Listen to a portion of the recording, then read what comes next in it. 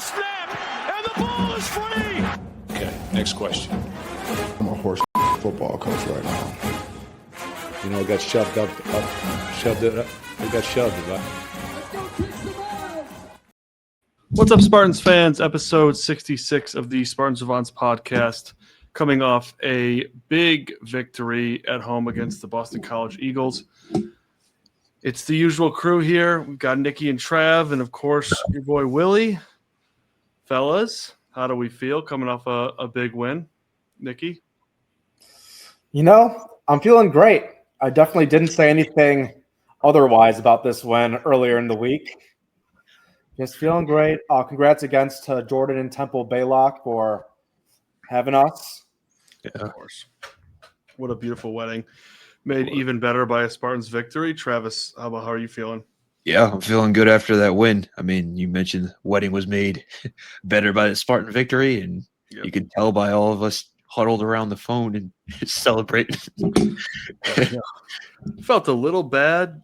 Like when I looking back at it, I was like, damn, we were like a lot of us just around the phone for like the first 2 hours of the reception. But there were like awesome. 9 of us with 2 phones. Yeah. I think at one point you looked up and were like, man, we look like assholes. Yeah. But I think we made up for it later on the dance floor. Lots to get into, of course. We'll recap that Boston College game. We'll look ahead a little bit to Youngstown State.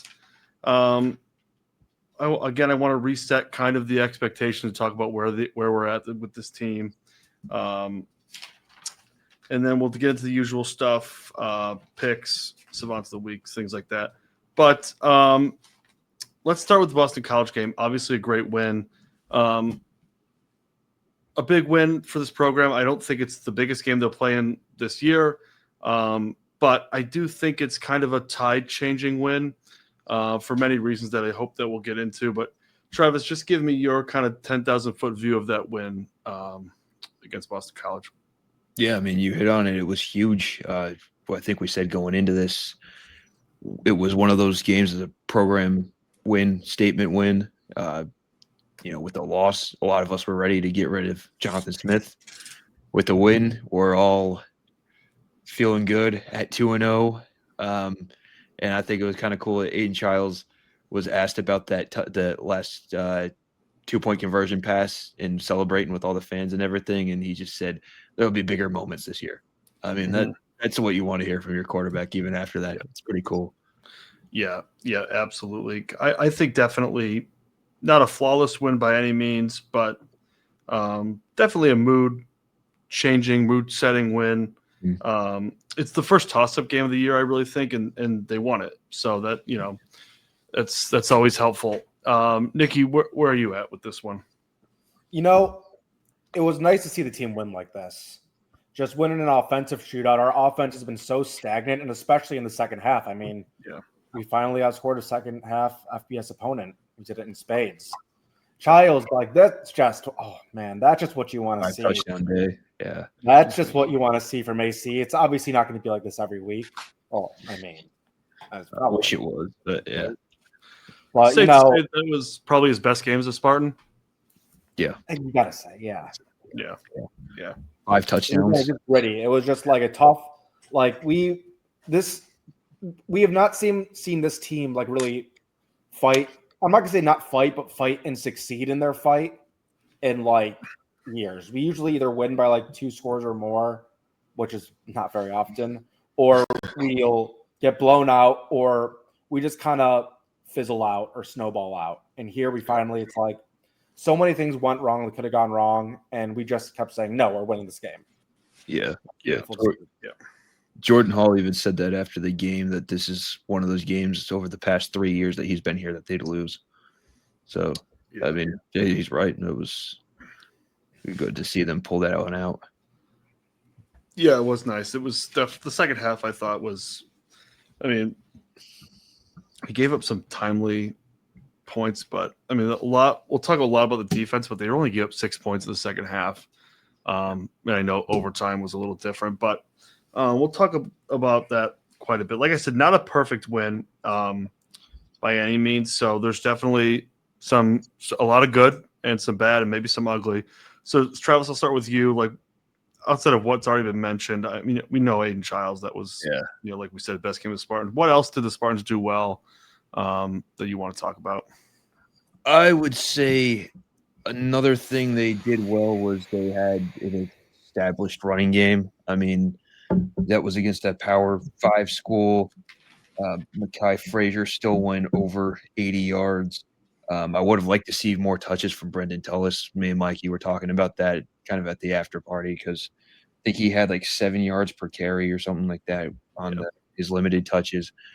So that was good to see that they were able to establish a running game and kind of, what you saw with the winning play was building off those running concepts and getting that defense sucked into their running concepts and other concepts that they've used in the offense and in the play action game throughout the game. Yeah, agreed. I thought that they distributed the ball really well. Like I know we could have seen more of Tullis, but I mean Tullis had 4 carries for 29. Trav, like you mentioned, averaging 7 yards a carry. Frazier 17 for 81.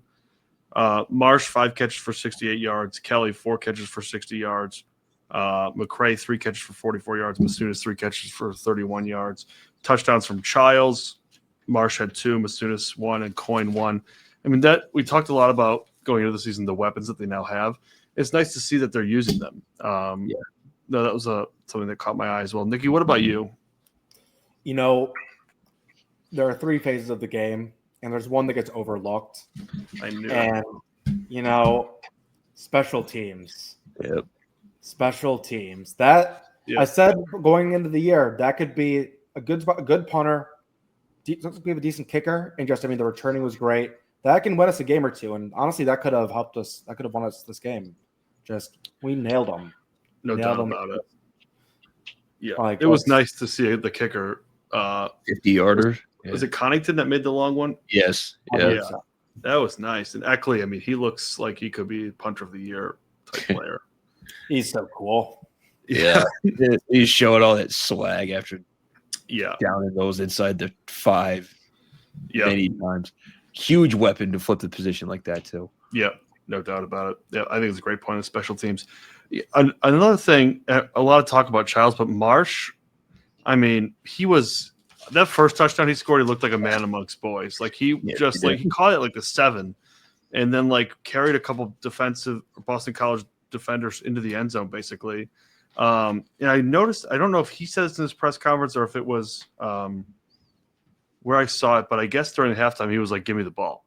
Like especially if it's a man coverage, like give me the ball, which I love because there's receivers that will be like whiny and pouty about not getting the ball enough. Then there's a receiver that's stepping up and being like, hey, like I want the ball. Yeah. Like, and I obviously you saw him get a little more aggressive in the second half, getting him the ball. But I'm happy to see him step up as a leader like that because he is a player that you don't see come across very often. I mean, he like Kelly's great, McCray's they're all great players, but this guy is different. Like he needs to be a feature, like a primary feature of this offense. So it was nice to see them kind of aggressively use him because he's a different beast, I think. Yeah, and we didn't have him for the Boston College game last year. Right. So that was the game where all those receivers were out, and we didn't really know what we had. Yeah. So it's good that they had that depth there. I think using the depth. I mean, you saw McCray make a lot of plays in this game too. So using that depth was another good thing I saw. Yeah. Yeah. Absolutely. I thought. As a whole, it might have been Jonathan Smith's and the coaching staff's best game. 1, they executed in the second half. 2, I thought the offense was very balanced. The play calling was solid. I talked about the distribution of the ball.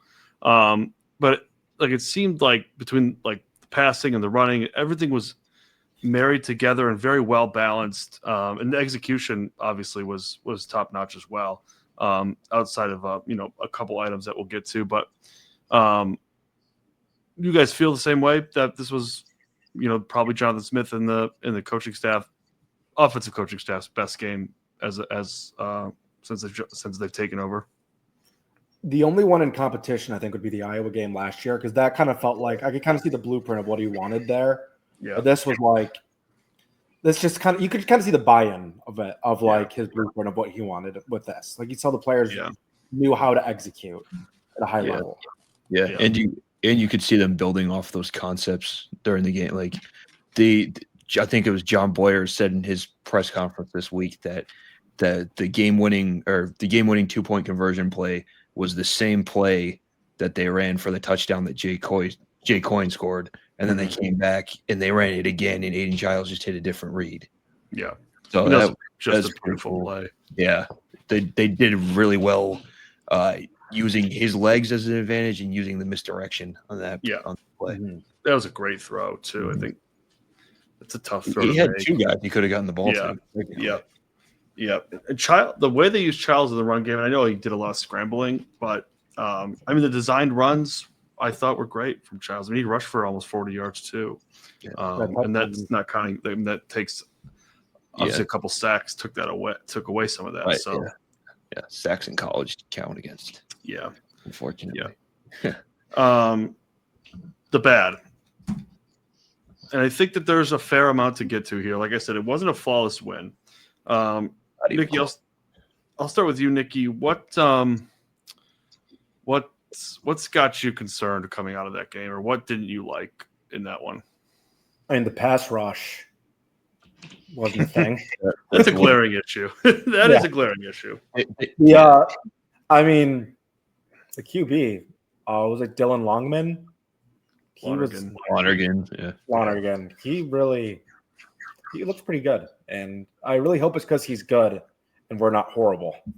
Those guys, I think he might end up being one of the best quarterbacks we play this year. He looked really good, and I think a bad pass rush can make a lot of quarterbacks look really good. So obviously, grain of salt there. But I was very impressed. I mean, he didn't flinch. He looked poised, and he made a lot of good passes. Trav, before I get to you on the bad, since we're already here, do you guys think it was Boston College had a good game plan, or are you concerned that our defense is that bad? I'm concerned about our defense because this isn't the first time it's happened. And also we were taking really, really bad angles on some of those tackles. Like that's not – I guess that could be scheme to a certain extent, but to the extent that we were giving up yardage and everything, it's more than just scheme. Yeah. It's hard to describe. But, I mean, the point about the pass rush, I mean, you look at the box score, it credits us with 0 sacks. I mean, there was one where Lefele technically got one, but I think it was right at the line of scrimmage, so they're not counting it. But so I mean, when you're having to overcome that against the passing attack that apparently is pretty good, we were discounting that, but that's going to be a very big uphill climb, and I'm a little concerned about that defense. Yeah. Like I said, it puts a lot of stress on the back end of your defense if you're not going to get to the passer. And I know Nicky Martinez is hurt. Hopefully that will boost the pass defense a little bit, but they're going to have to find a way to get pressure on the quarterback. Butler was out a little bit too. Yeah, that's also true. We'll get to that in a little bit. But what about you, Trav? The bad. I mean, it's hard to not go with what's already been covered. I'm trying to go up with something else that's a little bit better, but I mean, for me, it was just the passing defense in general. I guess the secondary was the worst for me because you're looking at these guys running across the field. Every time we looked, there was no one within 10 yards of these receivers when they were open, and that's not really like a pass rush issue. Yeah. It can be at times, but when it's happening that often and there's that much space between them, it's not a pass rush issue. It's a secondary issue. And that's been happening too much over these past few years, and kind of got PTSD from it. And it's not the way. Yeah. I thought the pass blocking again was suspect. Flat foot Stanton. Yeah. Not a great game from him. 2 holding penalties too. And running backs again, kind of whiffing or missing on blocks in the pass blocking scheme. I'm a little concerned there, and I know that There's still some rotating going on, but you can't have Chiles running for his life the entire game, especially against like some really good teams. So that'll be something to monitor for sure. Another bad one I had in my notes was Amari Kelly early on. And I don't want to, again, he played a solid second half. He made some nice plays, but very careless with the ball early. We got lucky that the one fumble went out of bounds, but the one on the punt, just gave it to Boston College in plus territory. I think it led to a touchdown or points. Those are the mistakes that you just can't have, especially, against teams where, it could have killed us in this game, but against really, really good teams, you just cannot give away possessions like that. Yeah.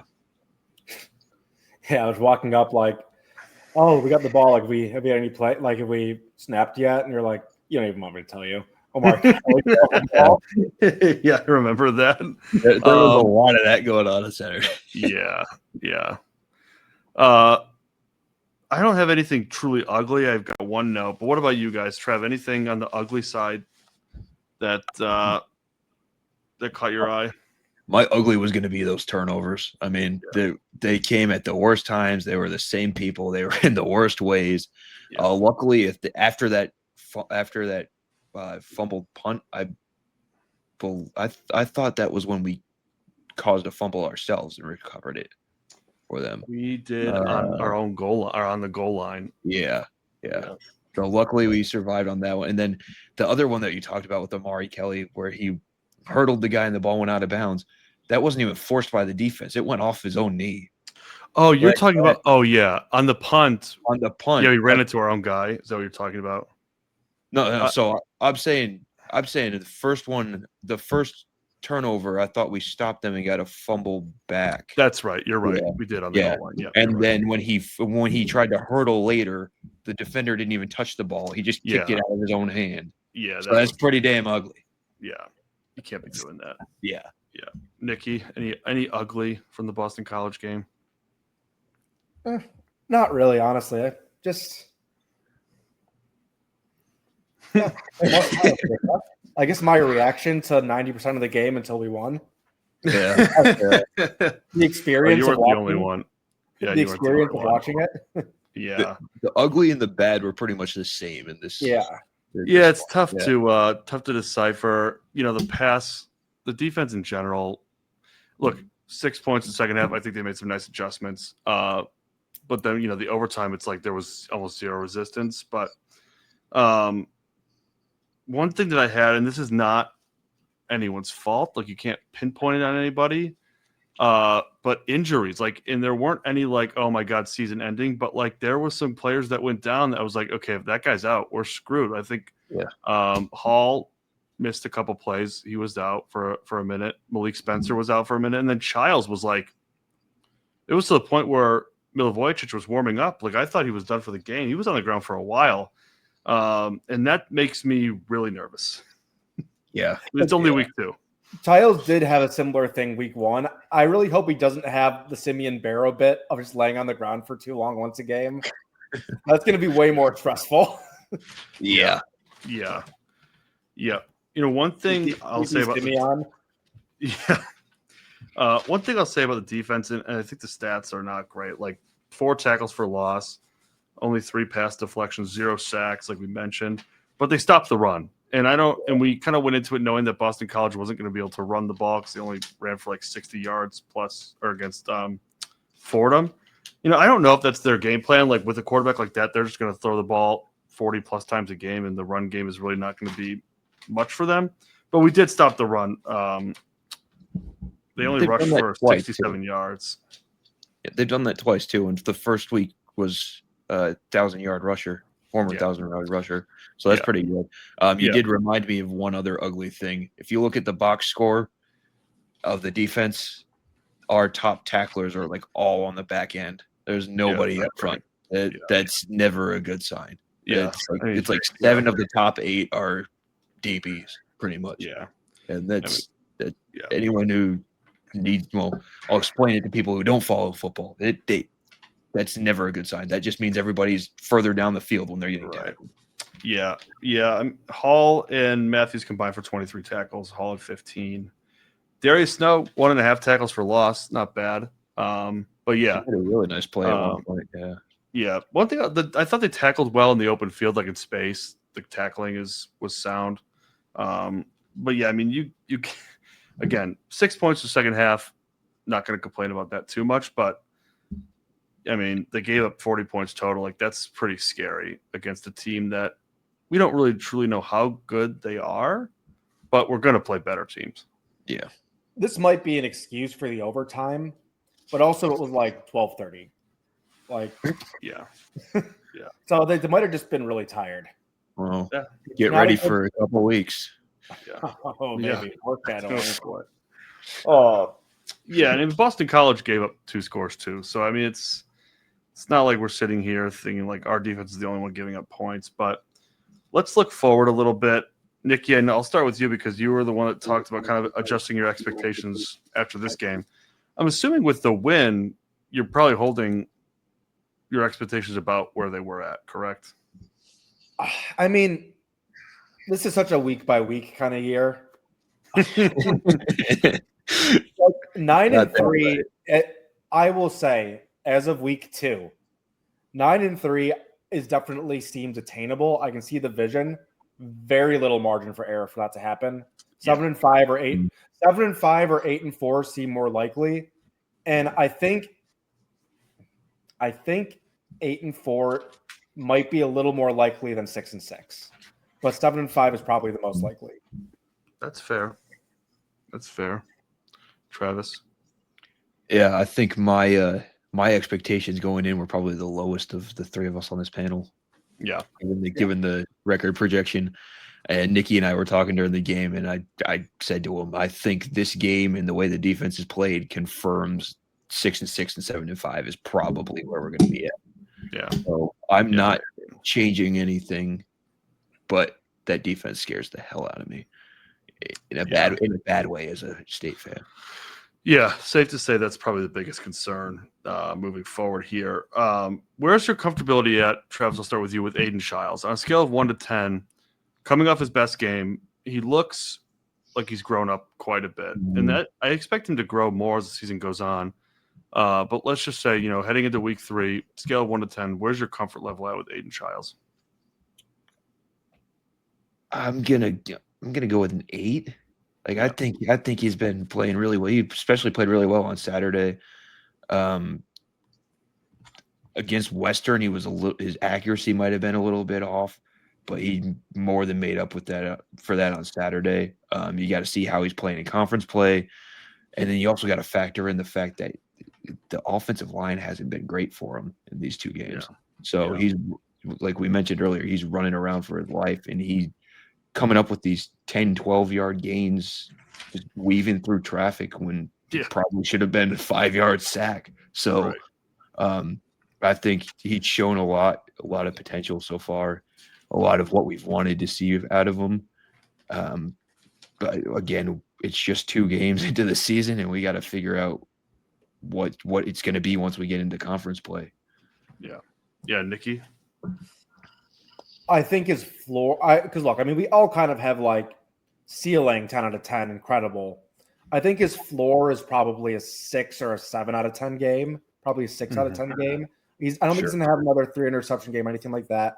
I feel like that first turnover he has is going to be like a, oh, damn it moment. And it might kind of make us overreact a little bit. But he just seems bought in. Like, he's smart with the ball, making good decisions. He's not perfect, but no QB is going to be perfect. So, Yeah, I think I'm around a 7.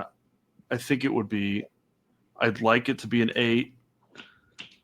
I think it could easily be an 8 if they – let's say if he had a great game at USC, that would probably bump me up to 8 or 9. But, I think that what he can do with his feet is very nice. And the passing is – the arm is so electric. And I really do think as a decision maker, he has grown immensely. It's nice to see him throw the ball away. Obviously I would love to maybe have a completion, but like he's making much better decisions.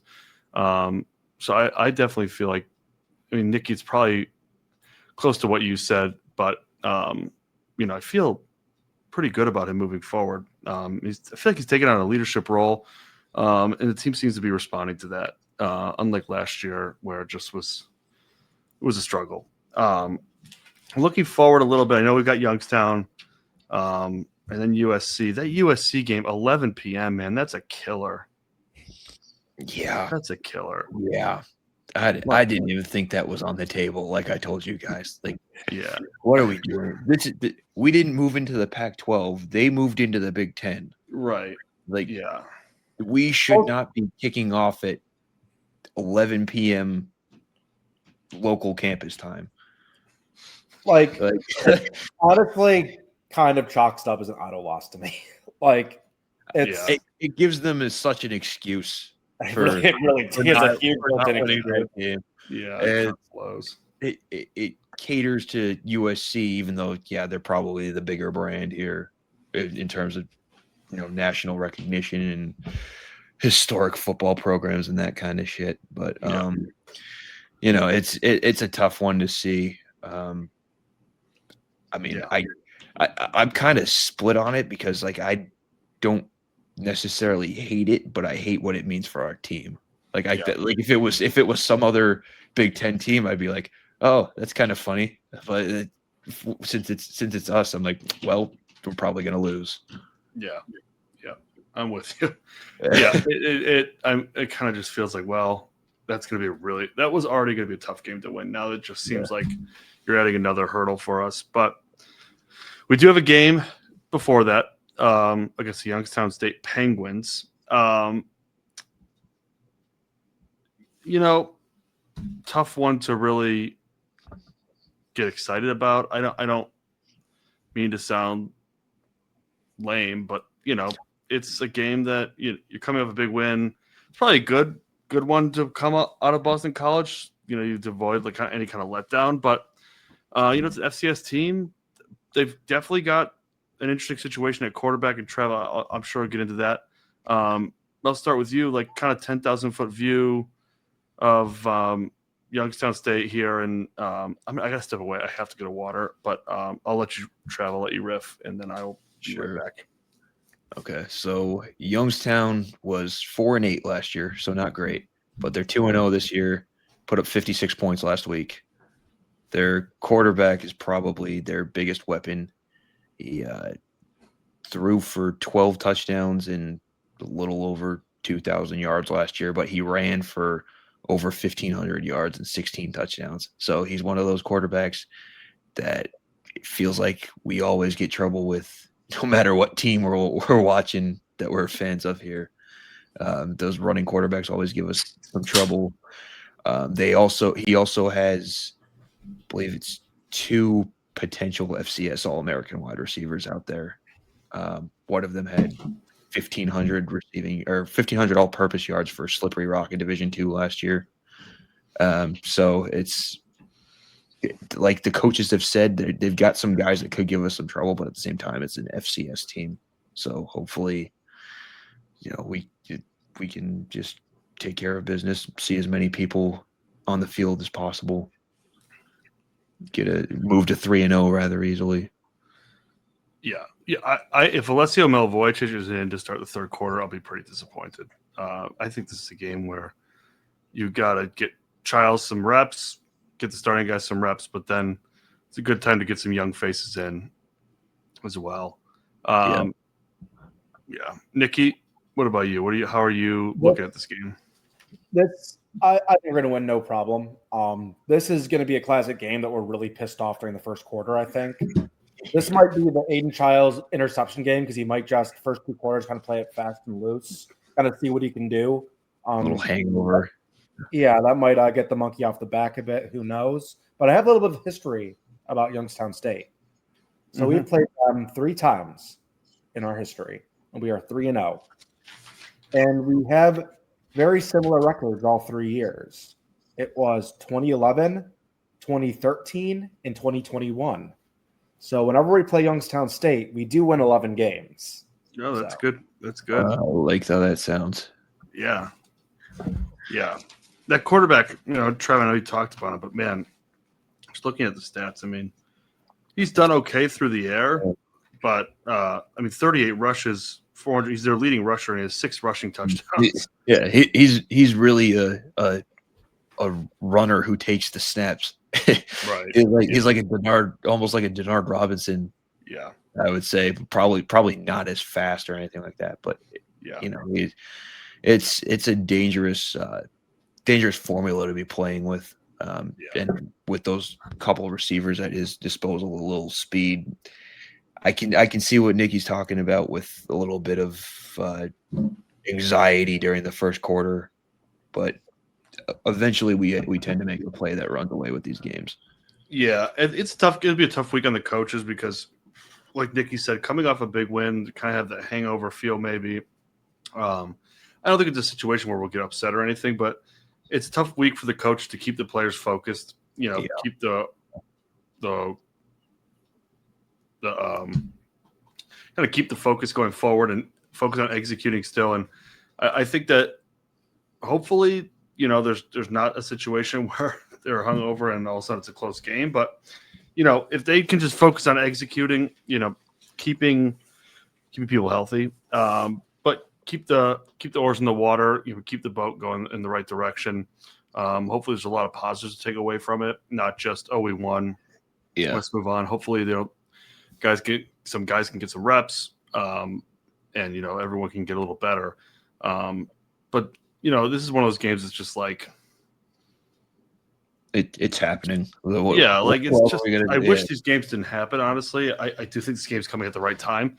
I would hate to be playing USC this week, coming off that big win, but I don't know. Like these tune-up games are great, and it's nice to get a win, but it's just hard to get too excited about it. Yeah. I got a question for you guys on the health side. So if we've been talking about Nicky Martinez and whether he's going to be able to make or when he's going to be able to make it back. If he's healthy this week, would you play him or do you hold him for Big Ten play? Great question. I think it depends on the injury level. Like if he's pain-free and there's no concerns of re-injury, I think you get him in for some reps, at least in the first quarter, maybe the second quarter, almost like a preseason game for him. But I think you got him on a pitch count in a pretty short leash. If it's still, hey, coach, I can go, I got a little discomfort, or hey, coach, I can go, but it's not, it's not 100%, I think no reason to play him. Fair. Couldn't have said it better myself. Yeah. But you do want him to come into that USC game with some. Right. That's my whole dilemma is like, yeah. I don't want to risk an injury here, but I also don't want him going into that USC game raw with no reps and no idea I'm with you. What he's going to be like. Yeah, that's a tough one. Any other Youngstown State thoughts? I know we already checked for their favorite Italian food, like they had with Prairie View A&M, but it didn't look like their website was giving us much content there. No, very disappointing. That was a fun one last year. Prairie View boys. Well, a lot of Italian in Prairie View, Texas. I guess so. I don't really have much else on Youngstown State. I mean, it's one of those games like it's not like FCS football. It's an appetizer. Yeah. 3:30 at Spartan Stadium. I believe we have a Savant of the Week. Nicky, I'm going to let you take this one and roll with it. So I believe this week's Savant of the Week is Kelly Ford of Kelly Ford Rankings. And the reason for that is because he made a graphic that made us feel good. We were the number 16 week 3 most deserving. I don't really know what that means, but I think if Kelly Ford was making their own AP poll based on their calculations, this is where they would have their rankings. It's also nice to see that this is a 20 ranking jump, apparently, right here. Yeah. Oh, damn. Okay, that seems really unreasonable. Actually, that's probably for Iowa State. I was thinking maybe this was like most likely for a win this week. But No, I think it's maybe not. most That's deserving in terms of rankings. no, you're right because USF plays Miami this week, don't they? Yeah. So they do. that Yeah. would make sense. Also, cool. That one reporter who screwed up the AP poll. Not cool.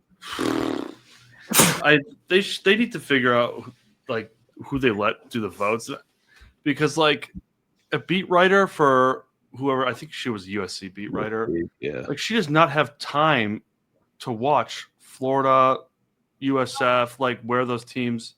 You got Like Florida using the USF, they should be outside of the AP poll. Like you can't have them move up 2 spots. Like that's just.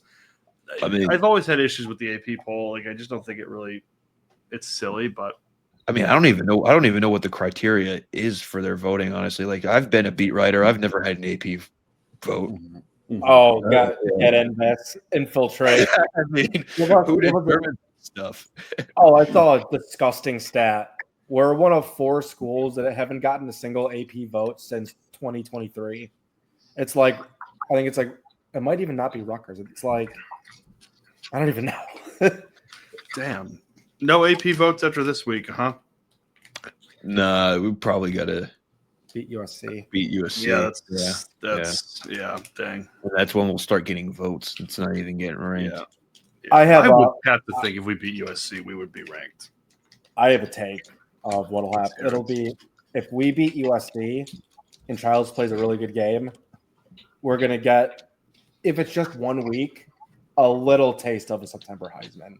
He might, because they're already talking about USC's QB like that. If Chiles outduels him, suddenly, even if it's just for that week and maybe the bye week, there's going to be a little bit of national chatter, because that's kind of what happens with MSU. When we kind of start slow, but I feel like once we get like 1 or 2 good wins under the belt, they will kind of go show us some love. I think a win at USC at night would, even though it's going to be like too late for most beat writers to watch, so maybe not actually. We'll see. That'll be interesting. I was wondering, like, what needs to happen. I mean, it's only 2. We have 2 wins, and only one of them is really just it's a good one for us. I mean, I guess nationally, if you're looking at it, we'd be an unranked team at home. It's not anything crazy special, but before we get to the picks, I know it's the Michigan State podcast, but all Lions fans here, that was disappointing on Sunday. Yep. I turned it off mid-flight. Yeah, I just stopped watching it. I took a nap. Yeah, and like just very uninspired football. What's the concern level? Very high for me right now. Yeah. I do think like the coordinators could have called better games, but I think blaming it on that solely is such a lazy take that's been overdone so much. I mean, you look at the offense. There was the interior offensive line was abysmal. I mean, Graham Glasgow, who was replacing Frank Ragnow, who was clearly the guy driving that whole ship, and Tate Ratledge, who was the rookie who's supposed to replace Glasgow at guard, were our 2 lowest rated PFF players on PFF on offense for that game. Yeah, and you could see it obviously. I mean, there was nowhere for the running backs to run. Goff was pretty much running for his life, like Aidan Chiles does a lot. Difference is Goff doesn't run like Aidan Chiles. And then the defense, there was just no pressure. Jordan Love had all day to throw. Yeah, and that brings me back to not that Zadarius Smith was the answer, but he's better. He was going to get more pressure than what we had out there. I mean, they're letting – there's guys – I don't even know who's available now, but they only kept 3 defensive ends on the roster, and none of them are really doing anything. Yeah. So, and it's not all on the DNs. The interior guys got to get there too. Hopefully they figure it out, because Dan Campbell's not the type of guy who's going to let the ship sink. Right. Yeah. Yeah. Got to win versus the Bears this week, but, I mean – Baltimore's going to kick our ass in week 3. Yeah, they got to get things straightened out a bit. I mean, that just – Nicky, it looks like you have something to say. Look, It was very concerning. This is a little bit of hopium, but Hopium. it's also week 1, and we had a lot of really long sustained drives with just mistakes. Like that Goff interception. I mean, that would have been 7 points. Yeah. Yep. 1 for 4 in the red zone. There were 2 interception-worthy plays against Green Bay in a row. One, Anzalone didn't catch. The other, Branch that got taken back with a penalty. Like those, pick 6. Yeah. We just gotta. There were moments we got to turn the game around, and I really trust Dan and the gang to do so. But I mean, this is a must. It was an ugly game. Yeah. No, I am very concerned too. The only thing I'll say to hop on the hopium train, Green Bay was due to beat us. It was week 1 at home too. Like they've lost, I think, Michael 4 or Parsons 5 straight. Yeah, 4 or 5 straight to us. Like they were due to beat us. I mean, I'm just hoping that little week 1 rust. But the offensive line, that was really concerning. Really bad, especially with no Kenny Clark in there. Like he's usually the guy that breaks havoc for the Green Bay on the interior, and he was traded to the Cowboys from that Michael Parsons deal. Yeah, that was definitely concerning. I mean, there were some plays I just watched, like from people on YouTube analyze. I mean, Graham Glasgow, like probably couldn't have played much worse. Rutledge wasn't much better. It's just, and Goff, that he didn't look very good either. It's just, hopefully, just some week 1 rust. I mean, it's a long season, but that one hurts. They have to win the game this week against the Bears. It's at home, right? It is. Ooh, okay. Imagine the takes if we lose to Ben Johnson. That's going to be scary. I mean, that's going to be. I don't go on the internet. That'll be avoid all national media. Yeah, that's a take a break at the NFL for a week. Yeah. Maybe 2 because we saw the Ravens after that, and Oh God, yeah, you can't start off 0-3. No, you can't. Okay, let's change the subject. Yep. Anyways, on to the picks.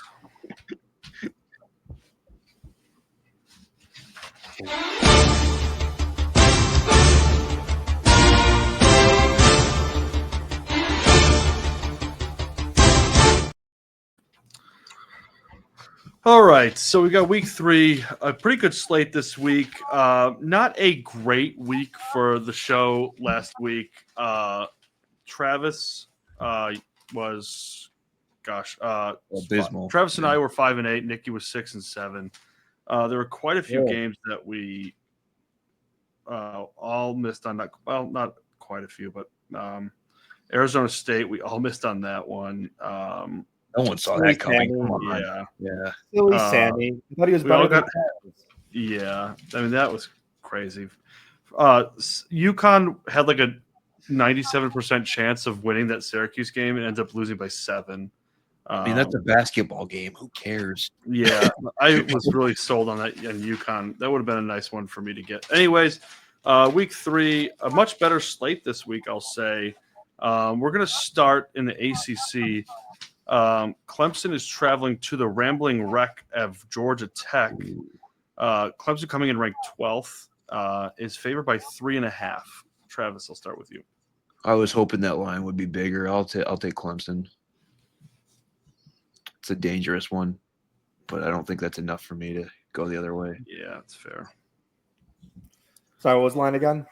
3.5. Clemson's favored by 3.5. Clemson kind of looks bad. I'm going to go GT. That's why I was tempted. I'm going to go GT. I think Clemson wins because they have to win. But I think GT keeps it close. I'm going to take Georgia Tech. All right. Going to Tuscaloosa, Alabama here, the 19th ranked Crimson Tide will host the Wisconsin Badgers. Alabama favored in this one by 20.5. Oh, boy. I don't think it gets that. I mean, if Bama was usual Bama, I would say, Bama, definitely. But I'm going to take a risk here and say Wisconsin keeps it a little closer than that.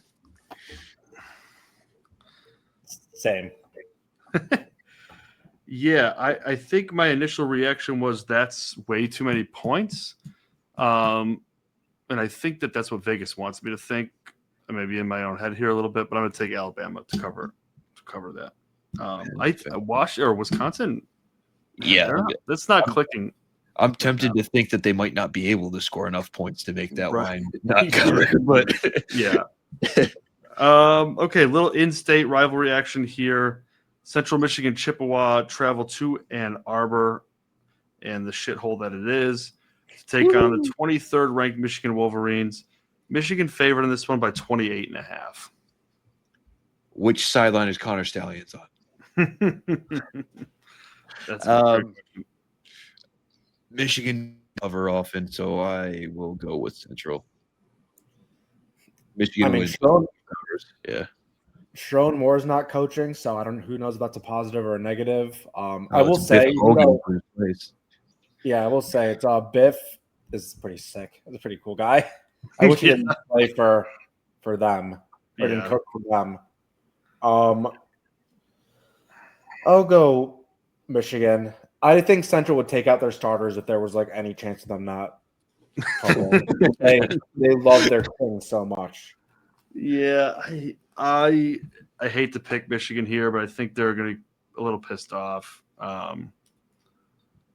Without the coach, I think it's an interesting situation. But I'm going to take Michigan to cover this one. Big one in the SEC here as we move on. The 6th-ranked Georgia Bulldogs will travel to Knoxville to take on the 15th-ranked Tennessee Volunteers. Georgia favored in this one by 3.5. I'm going to go Tennessee in a gut feeling. I like Georgia. Yeah, this is a tough one. I think this is not the Georgia teams of the past couple years, but I think Georgia's just the better team. 3.5 is not a ton of points. I'll go with Georgia as well. Okay, 18th ranked South Florida, one of the hottest teams in the country, coming off wins against Boise State and Florida. Travels to 5th ranked Miami.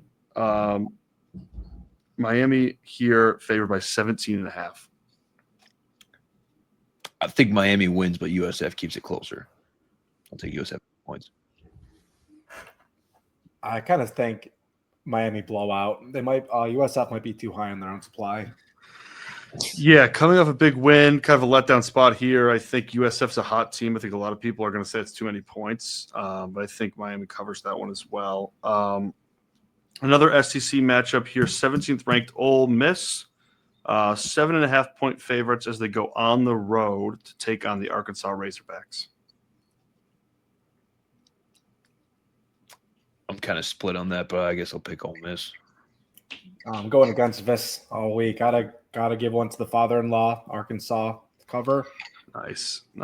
I like that. Ole Miss didn't look great against Kentucky, but I just think this is a Jimmy's and Joe's situation, and I think Ole Miss will cover the spread there. All right, another big one in the SEC. Florida coming off a tough loss to USF. Travels to LSU in Death Valley to take on the 3rd-ranked Tigers. Another one here. LSU favored by 7.5. What time is that game? I have no idea. Okay. Let me see really quickly. Because you're right. I mean, Death Valley at night is a different animal. Let's see here. NCAA, top 25. LSU, Florida. Come on. That one's at 7:30 p.m. Hey, LSU. I think LSU might win, but I think Florida covers, and it just keeps Billy Napier. I kind of like the bit of Billy Napier, like just barely being able to keep his job. Yeah. It'll be like a throw or something, or someone will fumble at the last minute for them to lose, like a player mistake. Yeah. Yeah, I think this is another one where people are going to say, oh, my gosh, Florida just lost to USF, only 7.5 points. I'm picking LSU. I'm going to take Florida here to keep it close, I think LSU will win the game. Okay, another big one, a ranked matchup here. 16th ranked Texas A&M travels to the house that Jesus built. Notre Dame coming in ranked 8th. Notre Dame favored by 6.5. Notre Dame wins, but A&M covers.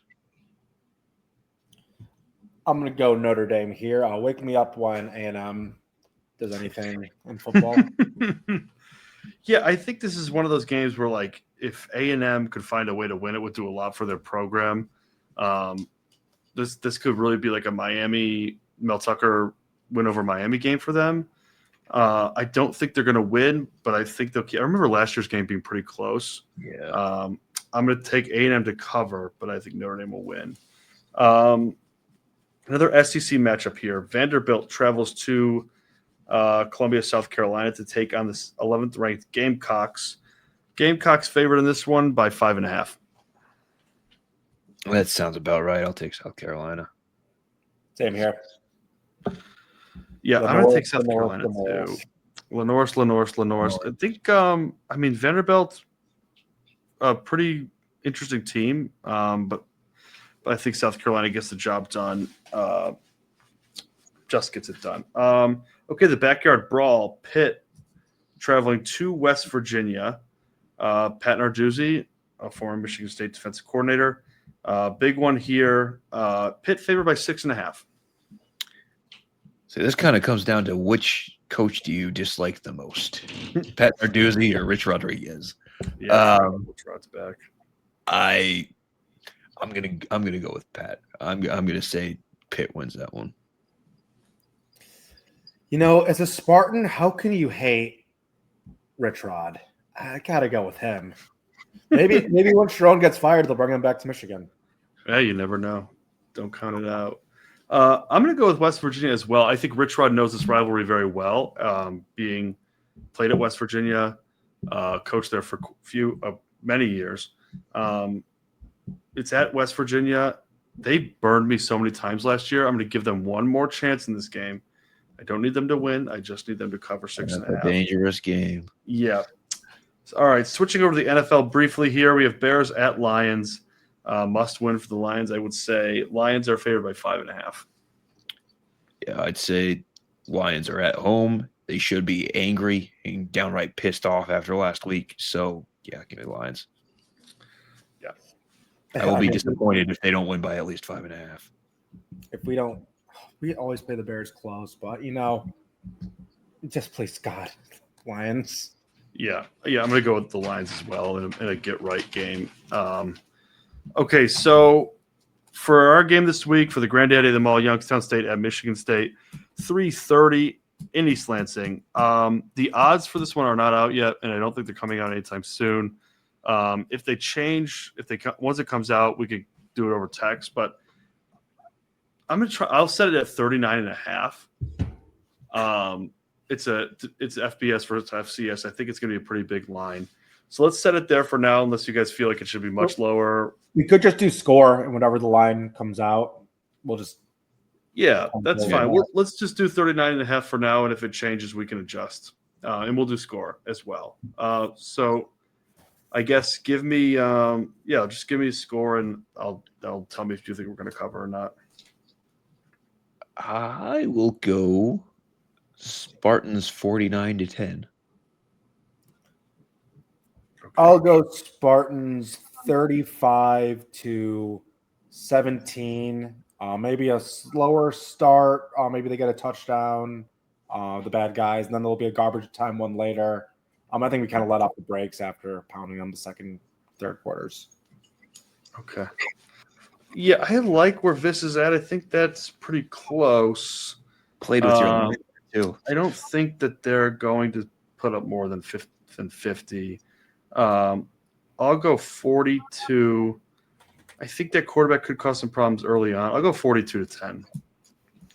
And I will get to you guys later when they come up with the line, and we can readjust if needed. But looks like no one would have us covering 39.5. So maybe that line was a little high. I have no idea what it's going to look like, but we'll get to that later internally. That's all I have for the picks. Before we sign off, any parting thoughts from either of you? Let's go 3-0. Yeah. Right. That's all I'm First Train carrying. does not stop. Keep winning. You play. First time back-to-back 3-0 in like 20 years. If you do Yes. that. 19 Yep. years. Yep, absolutely. And then after Youngstown, it'll be on to USC. There's not a bye week No. afterwards there. It's after USC, I think. Right? That'll be a good episode. Yeah, Oh, man, after if USC, before you put up, like, Nebraska. a cheeseburger on Youngstown, that'd be so cool. Yeah, that would be nice. It would really be nice to just see us put up like Florida State scored 77 against gosh, I don't know who that. I can't remember who it was. East Texas A&M. Yeah, there you go. So I don't know how they compare to Youngstown State, but it would be nice to see us beat a team like that. Should be pretty comparable. They're around the same. Except East Texas A&M's only won like 3 or 4 games the past 2 years. Well, that's not very good. I think Youngstown was like 4-8 last year, so it's not like they're much better. But that will do it for the 66th episode of the Spartans Savants podcast. Like, subscribe, download, whatever you have to do on YouTube or wherever you get your podcasts. Apple, Spotify. Yep. It's all free. You don't cost you anything. It is all free. It helps us. Yep. 5-star reviews, comments, whatever you need. You can find us on Twitter and Instagram. And, of course, we always thank the College Huddle for allowing us to be the Michigan State representative on their channel. But for Nicky and Trav, we'll see everyone next week. Hopefully talking about 3-0 MSU team. Looking forward to USC. And with that, go green. Go white. White.